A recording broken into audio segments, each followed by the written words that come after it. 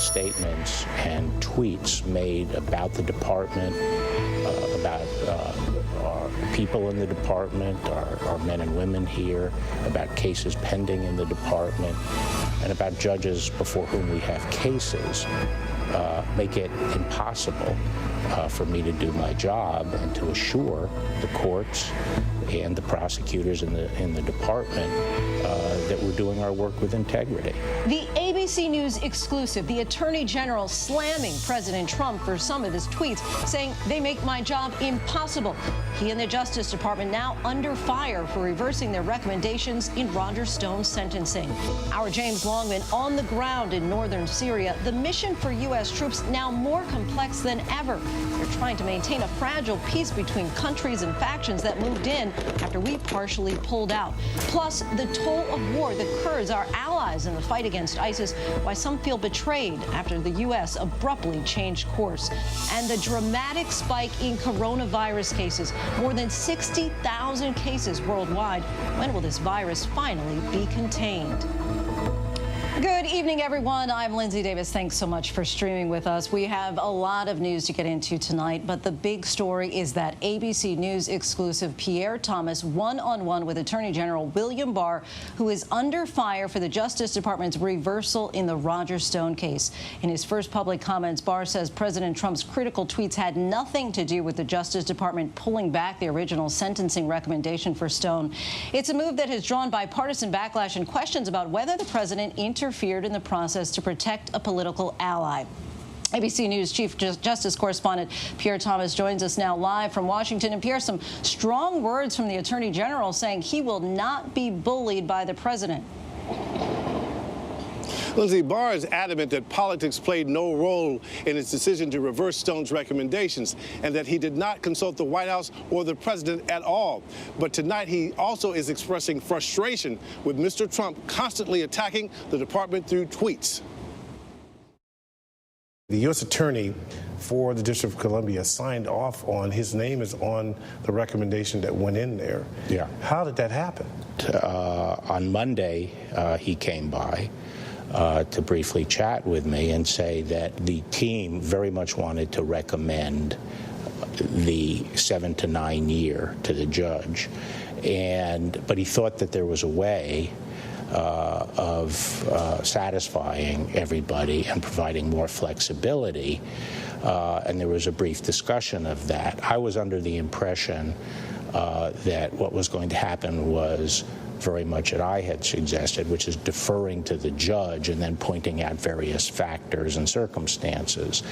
On Monday night, when I first saw the news reports, I said, gee, the news is spinning this. This is not what we were going to do. So you were surprised? I was very surprised. And once I confirmed that that's actually what we filed, I said that night to my staff that we had to get ready because we had to do something in the morning to amend that and clarify what our position was. I had made a decision that I thought was fair and reasonable in this particular case.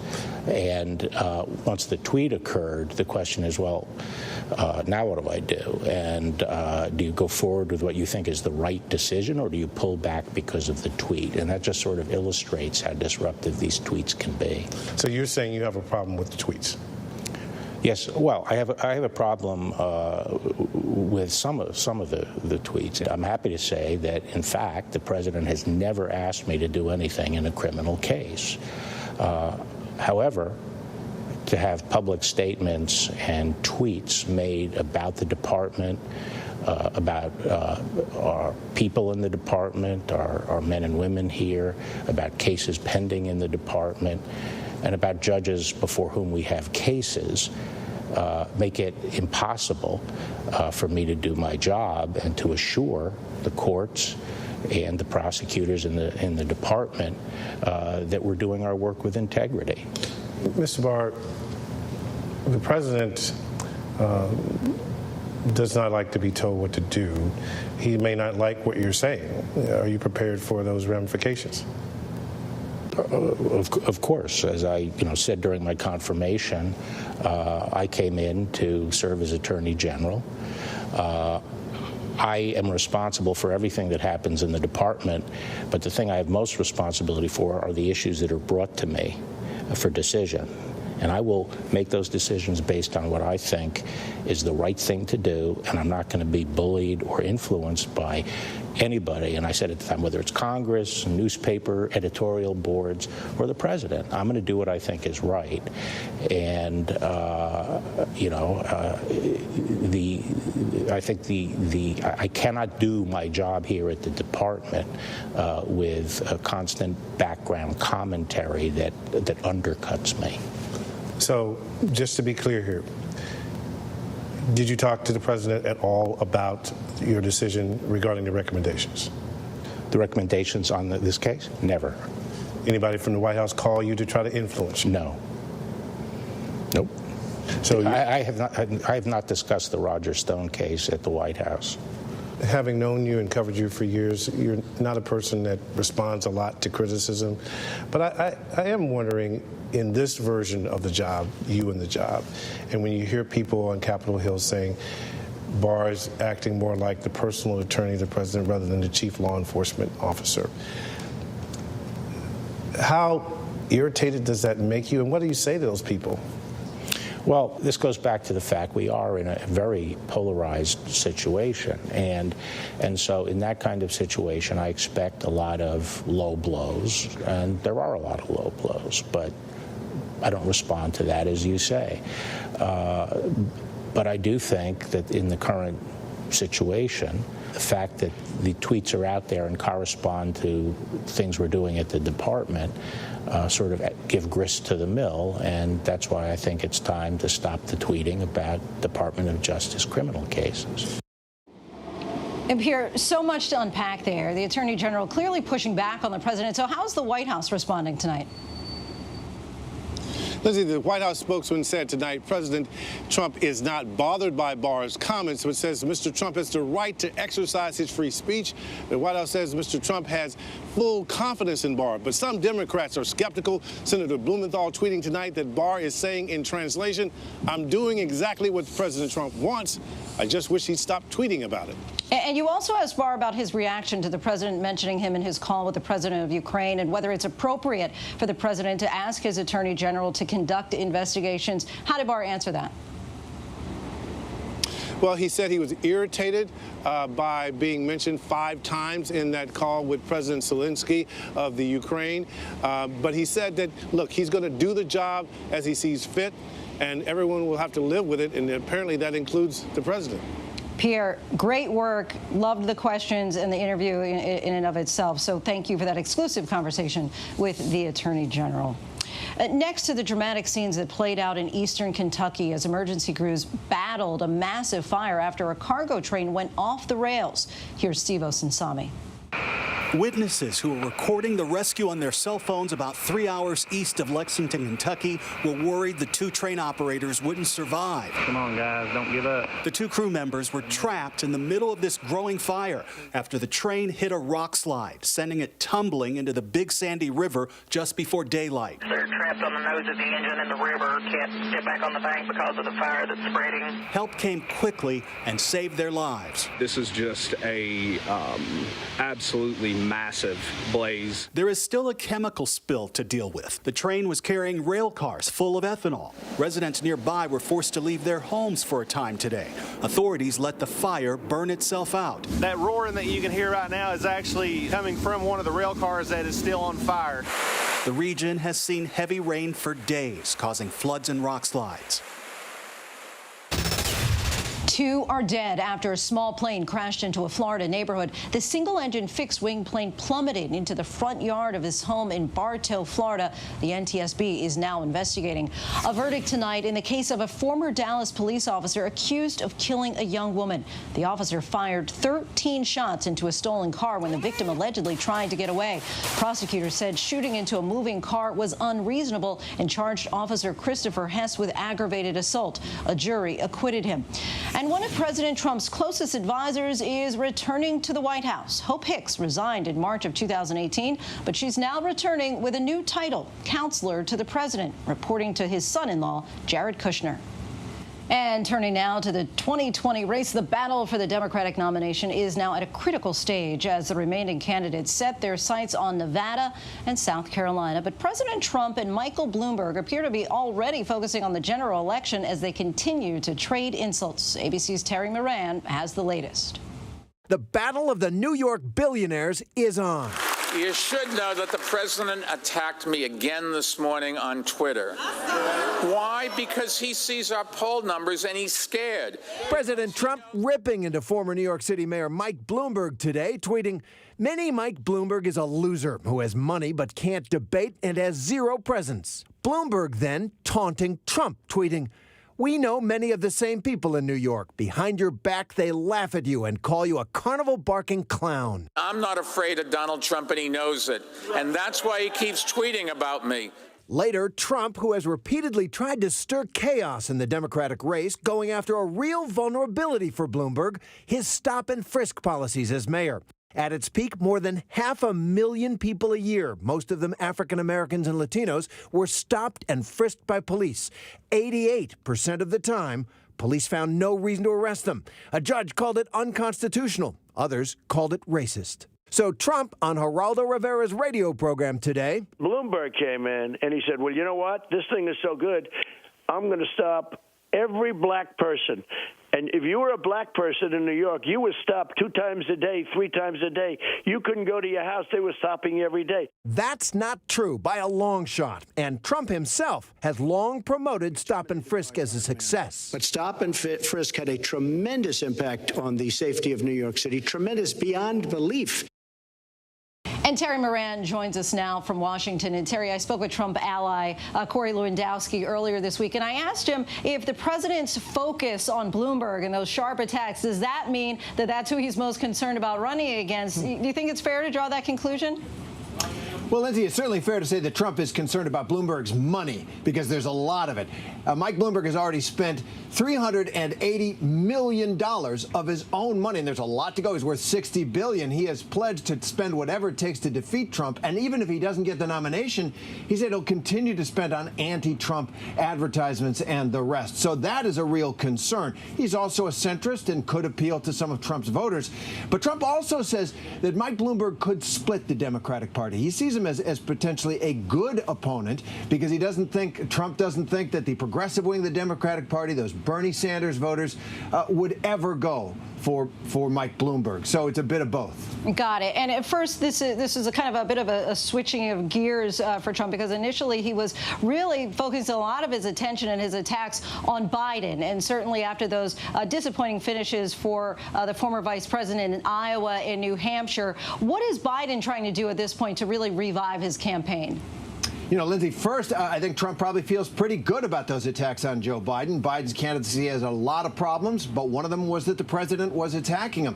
Now Biden is in trouble, and it is all hands on deck for the Biden campaign in the next 2 states, South Carolina and Nevada. Those are states where the first real voting blocks, people of color, blacks and Latinos, will be voting. Biden is staking his campaign on that, and he has shifted many staffers, more than 50 staffers from other states to really try and shore up that firewall that he says he's got in those states. Some of those staffers come from Super Tuesday states. Now, that's the big pile of delegates in March, and it shows the fragility of the Biden campaign and that he doesn't have enough money right now to make it all happen at once, like Mike Bloomberg and other successful candidates. All Lindsay? right, Terry Moran for us from the White House. Terry, thank you. Next to the coronavirus emergency, the number of cases continue to spike. Now more than 60,000 cases globally, but we're hearing more from the millions still under quarantine in Wuhan, China, the epicenter of the escalating crisis. Take a listen. The worst thing is right now we do not have enough information. We don't know when this will last. We don't know how long it's going to last. We don't know when it will end. We don't have all the data. We don't really know if the vaccine is going to be found, when it's going to be found. And right now we're just trying to survive. But I'm worried for every member of the community. I'm worried for the city of Wuhan, for the Chinese people. I am worried for the world because this is a global crisis. We're just trying to survive. That really encapsulates it there. Meanwhile, in America, CDC officials have now confirmed a 15th case of the virus tonight. And in Japan, some of the thousands of trapped passengers on board a cruise ship may be moved to quarantine sites on land. ABC's Maggie Rulli is there tracking an American couple and the thousands of others who are stranded waiting to go home. Aboard the Diamond Princess, team swabbing more passengers today after 44 more people were infected with the COVID-19 virus. You're just waiting on the ship of doom. But today, some passengers thought to be at high risk for the virus will get a chance to get off that boat and be put into quarantine on shore in Japan. John Herring and his wife watched his temperature spike day after day. I've been sick for about the last 3 or 4 days with a fever and headache. Nausea. He's had to leave her behind now to go to the hospital. He's waiting for test results. All his food passed through this tiny door. Passengers stuck on the ship, like Kathy Maniscalco, are trying to keep their spirits up and stay healthy. I've had kidney stones, and so I've been in a lot of pain, and it's been almost unmanageable. Overnight, a jump in the Chinese case count only fueling uncertainty about the virus's impact. The numbers surging to 60,000 now sickened and over 1,300 killed after China changed the way it counts infections. Back home, in just the last day, 2 more people from quarantine bases in San Diego and San Antonio were hospitalized after testing positive for the virus. But for those released this week from quarantine, reunions long overdue. Esther Tabika's children haven't seen their mother in 6 weeks after her trip home to see her parents in Wuhan. Maggie Rulli live for us once again tonight from Japan. And Maggie, it sounds like we expected some of the passengers are going to be able to get off of that ship pretty soon. Yeah, Lindsay, that's the idea here. The Princess Cruise Lines and the Japanese Health Ministry announcing this is supposed to be sort of the first wave of passengers allowed off this boat. And right now they're prioritizing anyone over the age of 80 or has a health issue and has also tested negative for the virus. If you meet that criteria, you will have the option to get off the boat. And Lindsay, I stress that because this is voluntary. They have told people if they leave the boat, they're still going to have to spend the next 6 days of their quarantine on land. They describe sort of what that might be like. It's not necessarily, quarantine in luxury. They're very strict with what kind of diet they're going to have there. It's not necessarily going to be able to contact other people. So, they're going to have the choice if they stay on this boat or if they get off and go to that quarantine. But I think just having that option has been a mood booster for people. It's something we've heard time and time again from all of our people that we've been talking to on this boat. They've just said this uncertainty of when they can live, if they can ever leave, is grating on them. So at least there's a plan now. Now, we haven't seen any of this plan start. We've been here for a few hours. No one has left the boat just yet. But I think the plan will give people a little bit of hope. Yeah, perhaps a change of scenery. You can either be in isolation still on a ship or now on land. And just curious about the increased cases that we see in the mainland. Is that causing more concern? Definitely, Lindsay. Those numbers are scary when you hear them come out. Now, those increase in numbers in mainland China in particular, a lot of it is credited to a new way that the Chinese government and Chinese doctors are testing for the virus. So it's tough to know if just the tests are more accurate now. Is there an increase? Are more tests being reported? There's just still so many questions. It goes back to this uncertainty, but it's certainly fueling fear, not only in China, but across Asia. Here in Japan, we know just yesterday, 2 more cases were announced. A taxi driver, which, Lindsay, honestly, I sort of started to freak out about, because when you think about a taxi driver having this virus, think of the number of passengers he could have passed it to that then went on and were dropped off all over Tokyo and outside of Tokyo. So this is a huge problem, one that's being taken seriously. We're seeing events being canceled around the globe. A huge rugby tournament just got canceled in Hong Kong, other places in like Barcelona even canceling conferences. So this is something that's having effects around the world, but especially here in Asia and here in Japan. Maggie Rulli for us once again in Japan. As always, stay safe for us, Maggie. Switching gears now to weather. Winter is roaring back for large swaths of the country. That's leading to some tough driving conditions like you see here in northwest Arkansas. Icy roads causing people a lot of trouble. Meanwhile, some real smoke on the water, or should I say ice, in Minnesota, rolling over a very frigid Mississippi River. Also in Minnesota, look at that, a little sunshine. That's a sun halo in the town of Graceville, hopefully keeping people's spirits a little warmer at least. Minnesota experienced its coldest temperatures of the year this morning, but for the full forecast, let's go over to ABC's Rob Marciano. Hey, Rob.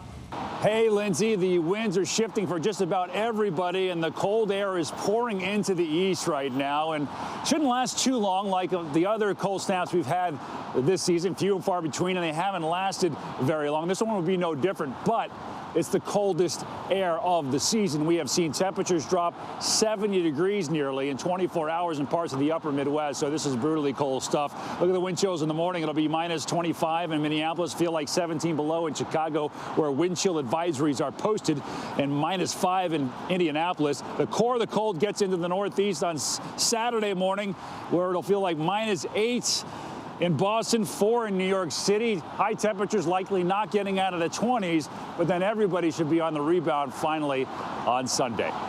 Lindsay? All right. Thanks, Rob. And that Arctic air mass is moving in after the warmest January ever. NOAA confirmed today last month was the warmest January on record worldwide, dating back 141 years. Temperatures were more than 2 degrees Fahrenheit above average. Yesterday, we showed you the lack of snow in Antarctica and record warmth. Well, this was the 44th straight January with above average temperatures and the 421st consecutive month with above average temperatures.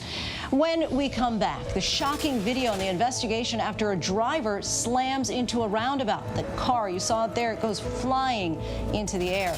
And batter up, the Houston Astros back at spring training and getting hounded by reporters. Will the players be punished for the team's role in the cheating scandal? And before you pop the question on Valentine's Day tomorrow, just in case you're considering that, do you really know where that diamond ring came from? We're going to take a closer look for you. And later. Hi, I'm James Longman in northeast Syria. A US convoy was attacked here this week. We've got a special report coming up to show you the new US mission and the brutal toll of years of conflict. I think you are the most beautiful hippopotamus I've ever seen. I'm single and available. I hope you hippo swipe right. But the Cincinnati Zoo says Fiona is way too young to be thinking about boys. ABC News, straightforward. The Americans here on the ground and the Iraqi doctors. Matatas. Ismail? Yes. David. Over ground zero from Hurricane Michael. You can see just home after home. David, nice to meet you. This was your view. My favorite view. Thank you very much. Thank you. What's the most innovative daily news podcast out there to listen to every day? Well, the Edward R. Murrow Awards say it's Start Here, the daily news podcast from ABC News. Even the New York Times calls us a top news podcast worth listening to. So if you like getting behind the biggest news stories of the day, inside all the details, the backstory, and what will happen next, then listen to Start.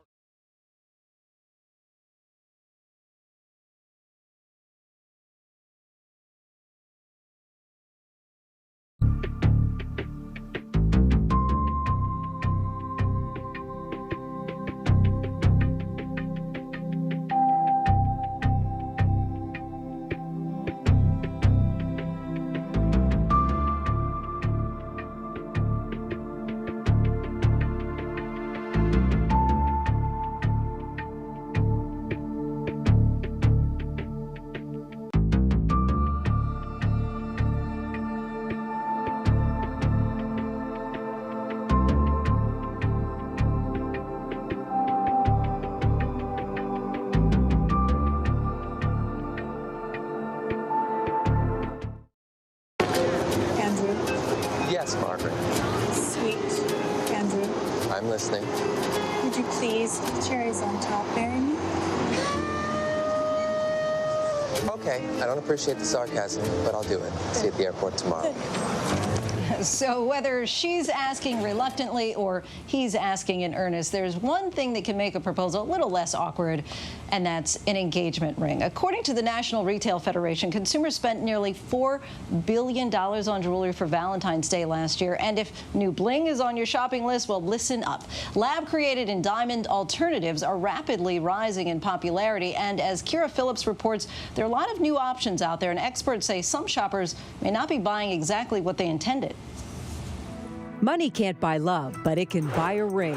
And for Molly Carlson, that was a big deal. Her boyfriend Scott popped the question during a vacation in 2018. But he waited to buy the ring so they could pick the perfect one together. And they did at a jewelry store at their local mall. It was perfect, they say, until I took it to another jewelry store and I said, "What can you tell me about my ring?" And they told me, "Well, I can tell you it's not a natural diamond." Turns out Molly's dream diamond was actually a diamond created in a lab. When the salesperson was describing the ring to you, what did he say? He just basically, this is the style, this is the cut, this is the clarity, but never once about, this is lab. The issue, the Federal Trade Commission says, is disclosure.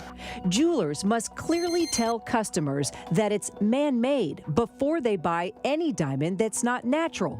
So now, after concluding not every bling business is following its marketing and sales guidelines, the FTC recently sending warning letters to 8 online jewelers that sell lab-created and simulated diamonds. 3 things that we're seeing: use of the term cultured to describe a diamond, use of the word alternative to describe a diamond, and simply using a brand name next to the word diamond and not having additional language close by to make clear to the consumer that what they're buying is not, in fact, a mined stone. One of the sites the FTC sent a warning to is Diamond Nexus. Here on its site, there are descriptions like Nexus Diamond Alternative, and the company says that language is clear and customers understand they are not getting a mined diamond. The site also has a page that explains how the stones are made, but the FTC says that's not enough.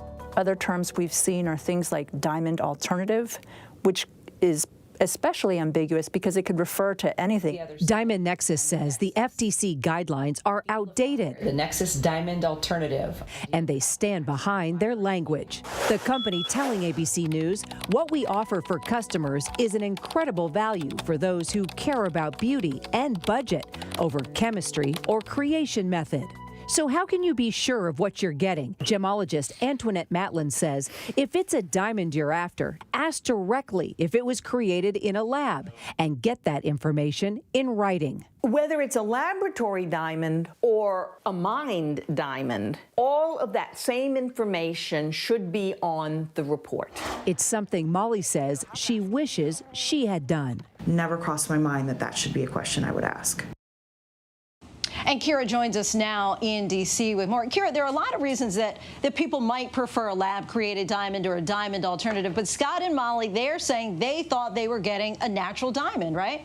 Exactly. And they were so excited about it because this was the first time Molly was ever going to have a diamond. I mean, matter of fact, the first person in her entire family to ever have a diamond. So just to show you how hard it is to see what is natural and what is lab created or what's a simulant by just the mere naked eye, look at these 2 pictures and tell me, can you even take a guess here and figure out which one is the natural diamond and which one is the simulant? So what I'm thinking initially is that the one on the left seems to cut up a little bit more. So I'm going to go out on a limb and think that that's the real one.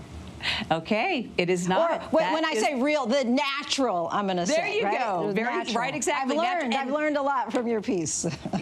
So have I. I mean, Lindsay, it really comes down to very specific verbiage, and that's what's been so confusing for so many of the consumers. So now there are ways that you can look for other things that might trigger maybe a red flag, and that's the inclusions, Lindsay. If you look very closely at a diamond for an inclusion, that's the birthmark, if you will, within a mined diamond. It's also called a blemish. It's those small imperfections in natural diamonds, and many simulated diamonds and lab-created diamonds don't have those inclusions. Interesting. So there are some distinctions that you can make with the naked eye. That's good to know. Kira Phillips, thank you for that report. Right in Thanks, time Lindsay. for Valentine's Day. There you go. Right. You got it. And we still have a lot more to get into here on ABC News Live. The terrifying video, a 2-year-old drowning and sinking to the bottom of a pool. Several minutes later, someone finally notices. And the alternative universe, that's what Harvey Weinstein's attorneys say prosecutors are doing to obscure the truth in the landmark Me Too case, what they say women should be responsible for. ABC News, straightforward.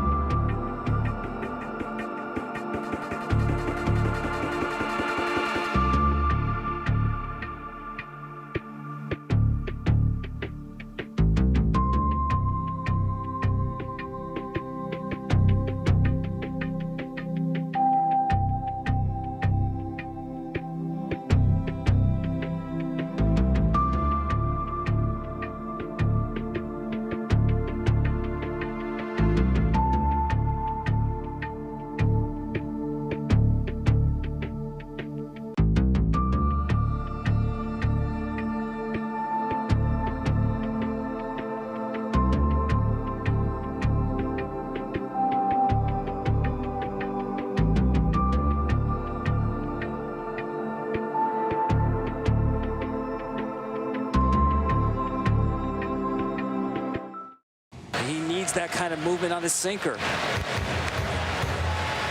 You may have heard those 4 trash can bangs. Well, they were allegedly a secret signal in which Houston Astros players used a video feed to steal catchers' signs to pitchers. The manager and general manager of the team were fired as a result of the scandal. But the league granted the players immunity in exchange for cooperation in the investigation. And now that spring training has begun, the Astros are facing a lot of questions. You know, as a team, we've expressed our remorse, myself included, and I'll leave it at that. You know, I can't speak for anyone else or any other organizations. The only thing I can do is sit here and speak for the Astros and my teammates and myself. And, you know, we crossed a boundary. I think, you know, we broke the rules, and we're sorry. We feel bad, and, you know, I'm not going to say to you that it was good. It was wrong. You know, we feel bad. We feel remorse, like I said, the impact in our fans, the impact in the game. You know, we feel bad. The commissioner has dealt with the players, and I stand behind his decision. I'm not trying to hide behind the decision. I agree with the decision. So we're not going to do anything to the players. The Astros owner also added that it's his opinion that the scheme did not impact the game. So let's take a closer look at this story in our By the Numbers. The 2017 season was a magical one for Houston. After getting hit by a Category 4 storm, Hurricane Harvey, the extreme flooding caused $125 billion in damage. The region certainly needed some hope, and the Astros gave Houstonians a reason to cheer again. Led by their 5'6" superstar Jose Altuve, the Astros beat the Dodgers in the Fall Classic to win their first World Series in franchise history. Fast forward to 2018, 3 unnamed players from the Boston Red Sox recently admitted to using video replay to steal signs too. That season, the Sox won an incredible 108 games in the regular season. They also just happened to win the World Series as well. The cheating scandal that rocked baseball remains under investigation. And when we come back, a man trapped in a fiery highway car accident tries to free himself from the engulfed wreckage. A brave bystander jumps into action. And on the front lines in Syria, we're getting incredible access as the situation there turns dire. But first, here's a look at our trending headlines on abcnews.com.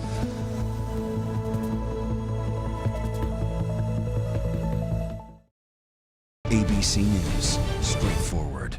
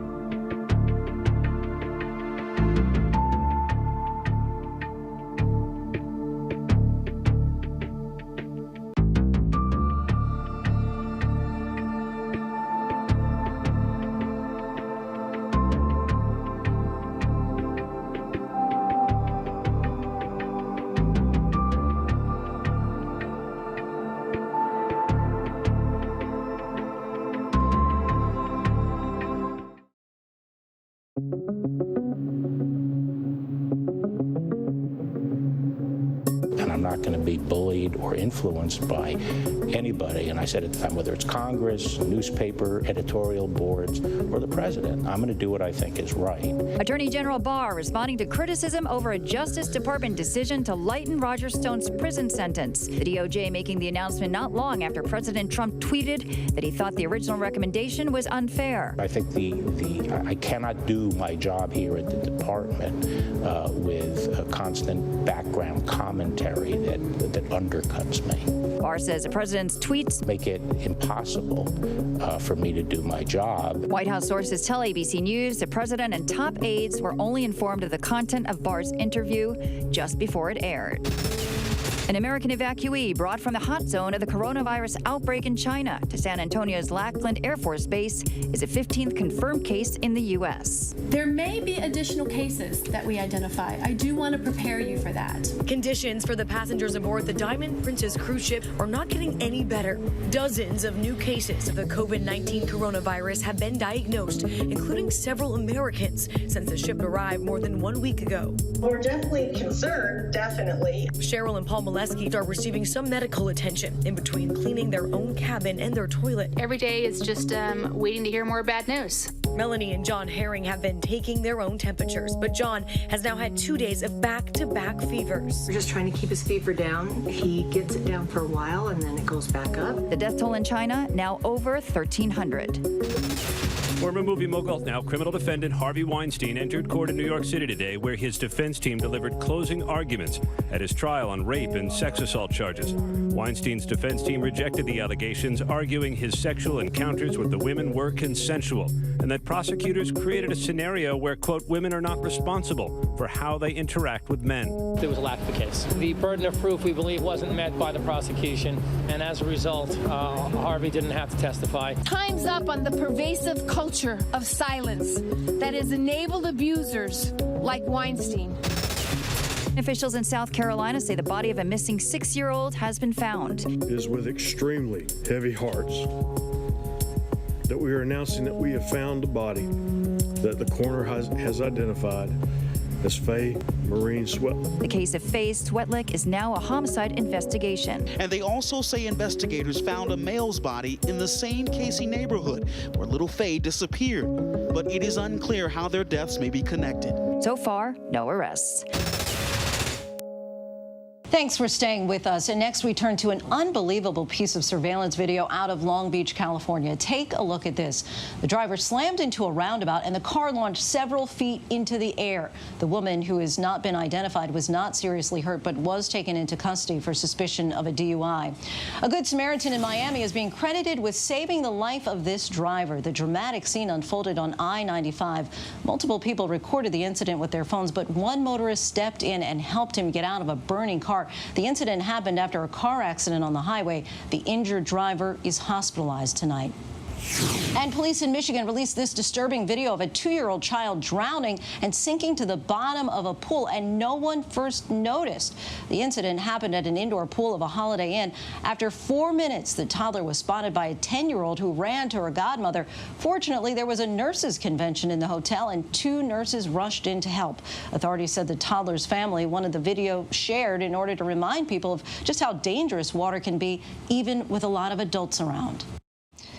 It has certainly been a significant day in the Harvey Weinstein trial. The media mogul's defense team gave its closing arguments, which will be followed by the prosecution tomorrow and jury deliberations next week. And I want to bring in my colleague Juju Chang to get a sense of where things stand with this case. Let's start with the defense. I mean, really quite a closing argument today. And the head prosecutor was talking about how she felt that the women were victims, but victims of the prosecution, victims of the state. And this particular quote, where she was saying how the prosecution is living in this alternative universe, she said, in that universe, women are not responsible for the parties they attend, the men they flirt with, the choices they make to further their own careers, the hotel invitations, the plane tickets they accept. I mean, really raising some eyebrows with the implications here. Absolutely. And that really gets to the heart of the defense's strongest argument, basically, that these women, and they brought out email after email during the trial saying that these women were involved in consensual sexual affairs and getting favors in response and asking for these kinds of favors to further their career.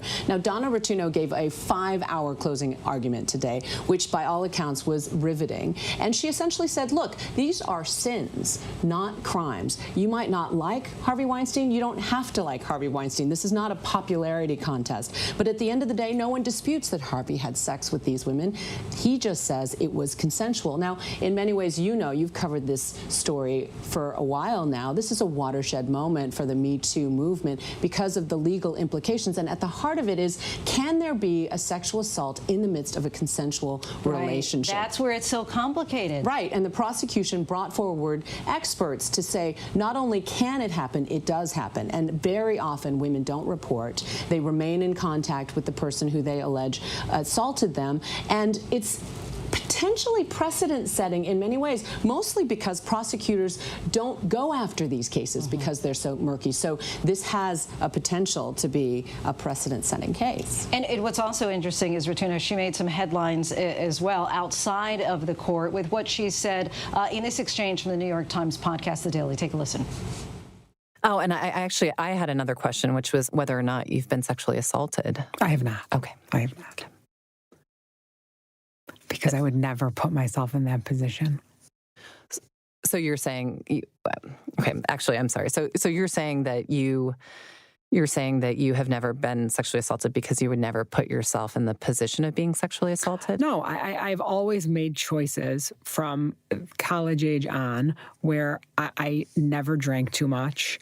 I never went home with someone that I didn't know. I just never put myself in any vulnerable circumstance, ever. I mean, Juju, how do you respond to that? What did you make of that? Well, a lot of women say that is classic blaming the victim, right? This idea that if somebody has their watch stolen, they're like, how much did you drink? Why were you wearing that dress? Those are questions that are only asked in sexual assault cases. Now, she also got in hot water because the judge specifically asked the lawyers not to talk about the women accusers. And when the judge said, when did you do that interview? She said, oh, Judge, it was a long time ago. And that's when the New York Times came out and said, no, that interview was a week ago. And how about tomorrow? If we fast forward to the prosecution's closing argument, they're feeling confident? I think so. I mean, I think if you were to sum up what the strategy would be for the prosecution, it would be believe the women. They didn't just bring in one woman or two women. They brought in 6 women to show prior bad behaviors, which you know was an effective legal tactic during the Cosby trial, but also this pattern of predatory sexual behavior. And that's when they brought in Annabella Sciorra. You remember, she's the Hollywood actress who played Tony Soprano's girlfriend in The Sopranos, and she came in and gave a graphic, at times emotional account of the night that she says Harvey Weinstein pushed into her New York apartment and raped her. And, you know, there was a lot going on in the courtroom during those days because then Rosie Perez came in. They were young actresses together and basically corroborated in real time that, yes, this is what Annabella told me what happened, and eventually, you know, in her mind, you know, sort of was a contemporary witness. So as far as the prosecution's strategy is concerned, it would be believe the women. And those prior bad acts witnesses, I think that made all the difference in the Cosby case. Juju Chang, thank you so much for gracing us with your presence tonight. We appreciate it. Anytime. And now we're going to make a hard turn here to the troubling news out of Syria. The humanitarian organization Save the Children reports that at least 290,000 children have been displaced in sub-zero temperatures in Syria. Violence in Syria has been driving families from their homes to camps that have now been overwhelmed by new arrivals, as seen in this new footage from Save the Children. The situation made worse by flooding and windstorms in the freezing winter temperatures. And this latest development comes on the heels of a bloody 9-year conflict in Syria. But our allies, the Kurds, they had escaped much of the violence in that nation as they were teamed up with U.S. forces in the fight against ISIS. However, the situation on the ground changed dramatically after President Trump's surprise announcement last October that U.S. forces would be leaving Syria.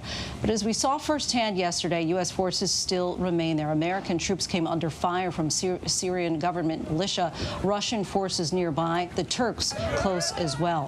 How did it come to this, and what happens to the Kurds after that fateful October decision? Our James Longman brings us this exclusive report. 23-year-old Lazgin may never walk again.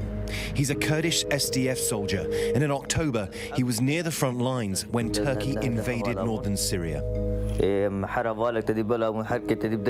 We were in a house, we were in a group, and the airstrikes hit us. Lazgin was fighting a battle he doesn't believe he would have needed to if the US hadn't abruptly changed course. He paid a heavy price, but he's still alive. Hayal was a medic who was killed in an airstrike as he was getting the injured to safety. A family's life shattered in an instant.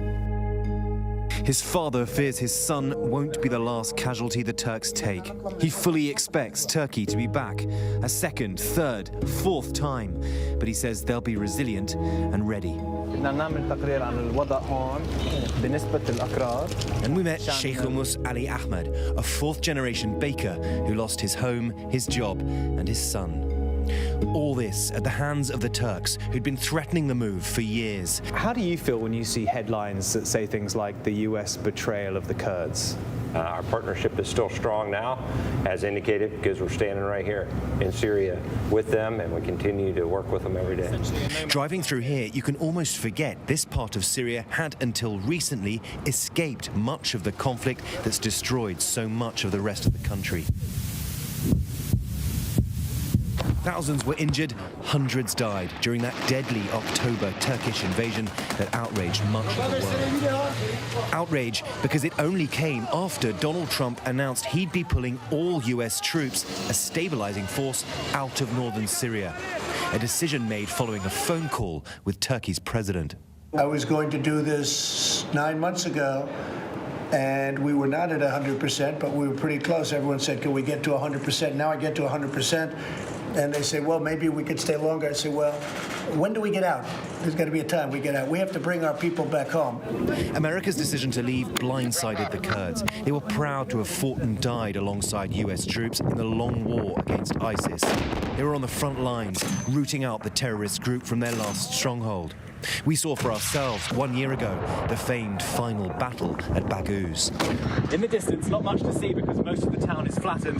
That is where the fight is going on. And at night, the sky is lit up with rocket and gunfire. They'd celebrated victory just months earlier. Now the word on their lips was betrayal. So the administration backtracked. Some US troops did stay in Syria, but not before abandoning more than half of the territory in which they'd operated. The initial force of around 1,000, now down to half. And their mission made more complex than ever, trying to maintain a fragile peace between countries and factions that moved in to fill the vacuum. It's just, you get the sense of this kind of eerie stalemate having taken over in this part of Syria. This kind of situation which is so delicate, which if any of the parties move, it could all go up. You've got the Russians, the Turkish, the Syrian regime, and the Americans all sharing this space.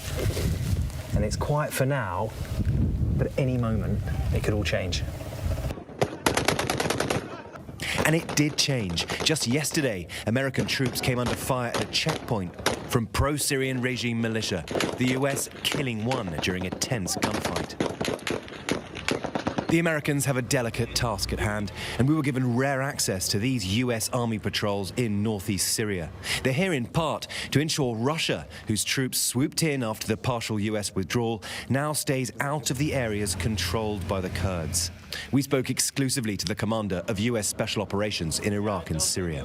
Right up where the Turks are. Yeah. It looks pretty delicate up there, with all the different moving pieces, the Russians and you guys, and the Syrians and the Turkish all occupying the same kind of quarter-mile space. It looks right.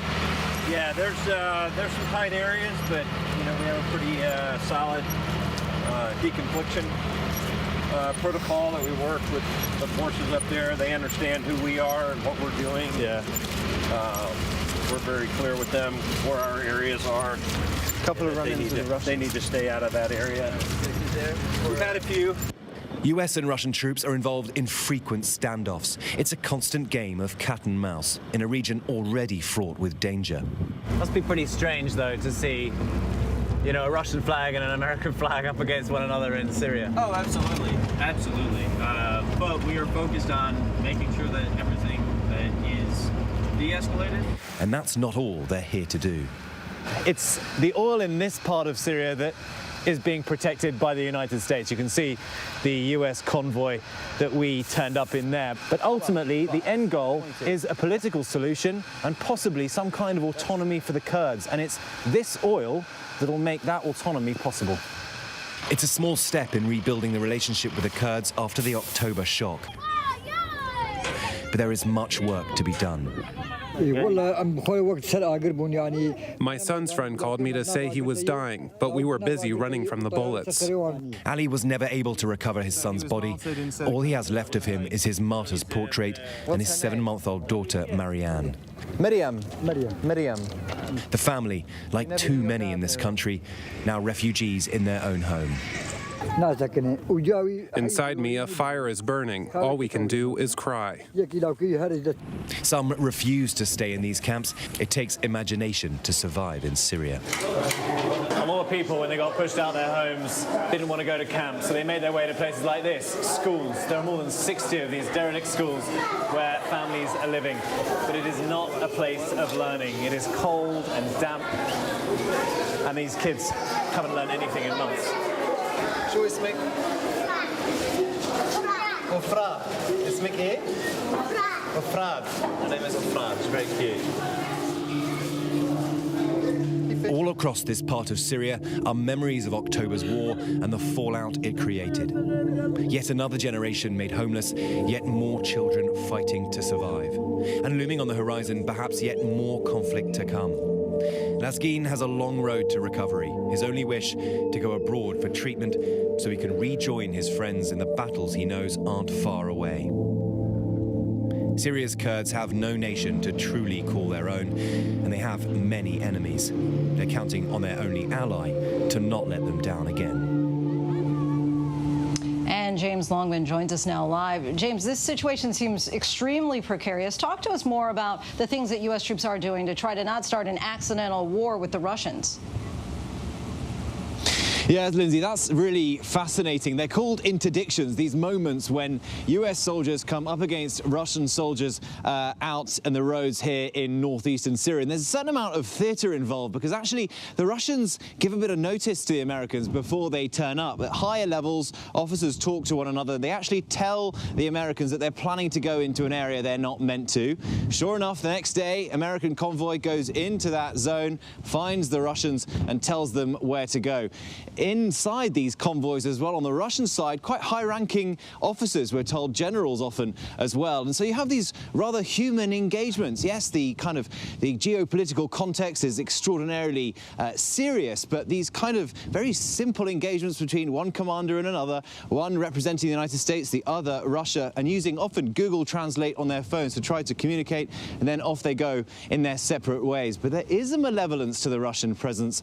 Remember that US convoy that was attacked here in Syria. To one side, we saw in those images a Russian convoy watching that happen. And so it's just the Russians pushing buttons, adding pressure to see where they can kind of pressurize the Americans. And the potential for conflict is very, very high. And you mentioned words like betrayal in your story. After the Turkish invasion, talk to us about what they did to ensure greater security, especially considering US troop levels were in essence cut in half.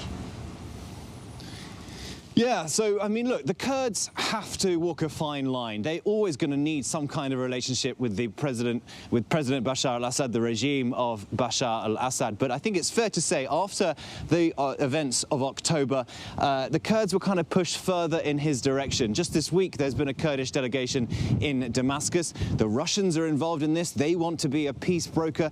It's just about other countries inserting themselves in spaces that the Americans have moved away from. And you spent time with the troops. What can you tell us about how they feel about these new realities on the ground? Yeah, look, I mean, I think these US soldiers, they would never say anything openly. They're very professional. They have a real understanding of the geopolitical context in which they're functioning. But I think there must be in the backs of their minds a sense that at any moment there could be a phone call, there could be a tweet that rips up the work that they're doing. They were involved in work to the west of here. They had to get out very, very quickly. And I think there is a sense that perhaps the work here that is being done could come to an abrupt end. We were on the base. We got a sense that US presence here in northeastern Syria isn't going anywhere for the time being. That could change, but certainly it is a very precarious situation here, Lindsay. Great reporting. Thanks so much. James Longman live in Syria with us tonight. And when we come back, the young woman breaking boundaries through art. Stay with us. ABC News, straightforward.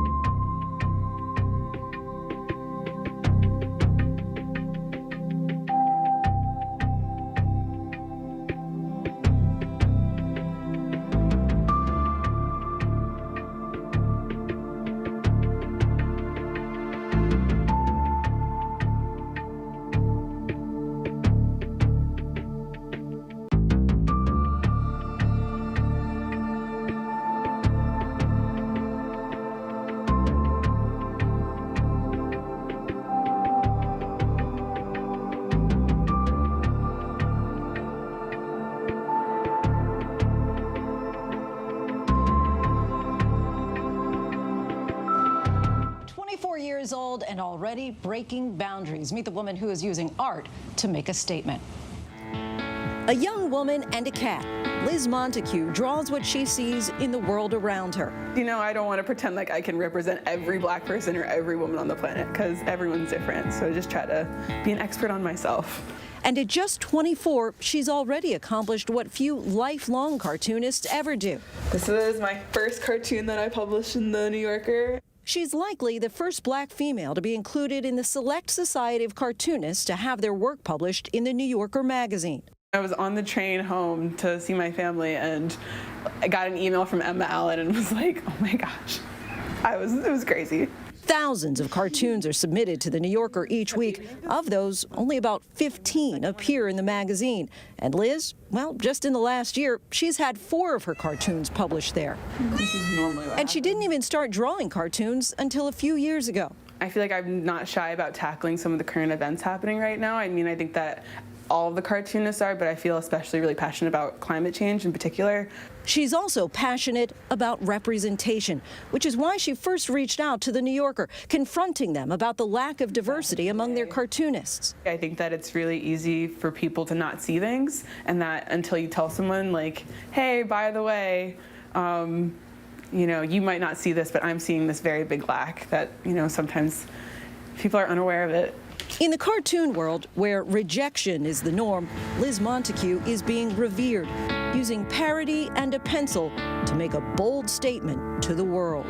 I think that it's very rare for black people to, or especially people of color in general, to get to tell their own stories, and I think that there needs to be more of that, and I think that hopefully the industry is becoming more welcoming of that. Telling her story for all of us to see. That is our show for this hour. Stay tuned to ABC News Live for more news, context, and analysis of the day's top stories. I'm Lindsay Davis. Thanks so much for streaming with us.